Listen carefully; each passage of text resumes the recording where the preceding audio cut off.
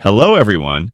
Before I share this information, I want to mention that it has been verified by mechanics who work in a friend's repair shop. First, a bit of context. The Immobilizer is an anti-theft system that prevents the engine from starting if it doesn't recognize the key or the chip inside the key. If the system detects something unusual, it blocks the engine from starting. Also, in normal conditions, once the system recognizes a valid key, the light turns off. But if something isn't right, it stays on or starts flashing. If your immobilizer light is flashing, don't panic right away. It could be something simple. It might be that the key isn't being recognized correctly, or the chip is damaged, or has become unprogrammed. It can also happen when the car battery is weak and doesn't provide enough voltage for the modules to think properly. In addition, this issue can appear when the ECU or security module has a fault or has lost its memory. And in some cases, a loose wire or a blown fuse is interrupting communication. To fix it, start by trying another key and check the battery, fuses, and wiring.